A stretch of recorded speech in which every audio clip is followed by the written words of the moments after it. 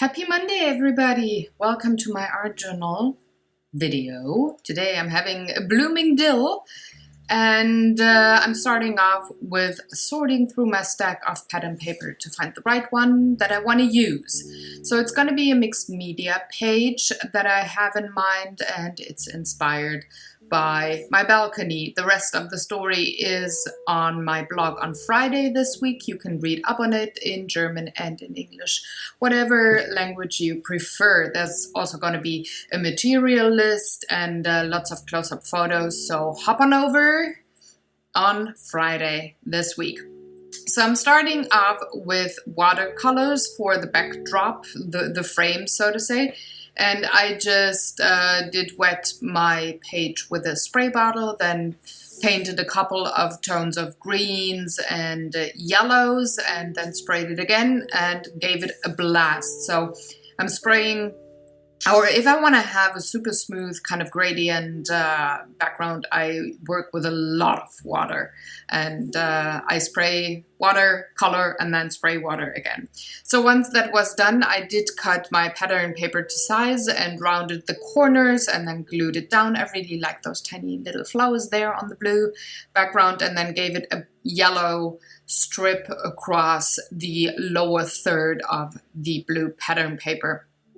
Did let that dry for a minute and then went over the lower right hand side with gesso just to prime it so that I can color on top, or paint on top I should say, and have, well, the color pop and not be desaturated or hardly visible because of the very dark blue background there.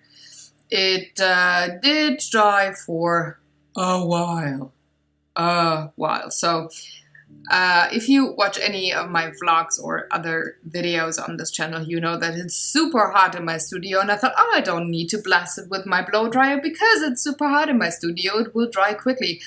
No, still it took quite a while, and I'm just leaving a bit of that footage in here for you just to see that even with a sped up video and heat in my studio, the gesso did really take a long time to dry. But I wanted it to be really dried through, like all the way, because I'm going to work with stuff on top that I don't want to melt into the gesso and have weird lines. So I wanted to make sure that that layer of gesso was super dry. And at one point I just gave up, made other projects, and then came back to the art journal and kept on working. So I did let it dry for about almost 2 hours before I worked a bit more on it. So yeah, I maybe should have just taken my blow dryer to it, but then the page would have warped quite a bit.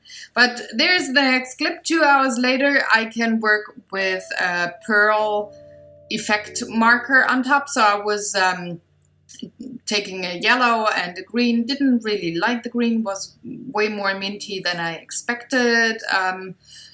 So I just drew out that dill here, that one stem that has a bloom on top, and then didn't like it, did let it dry, and had other projects in between, and went with remaining colors on top. So this is almost like a palettendreck painting, and worked with remaining oils that I had from another project, and just painted the blooming dill there. Went pretty crazy with the color, meaning texture is super dense on the dill itself.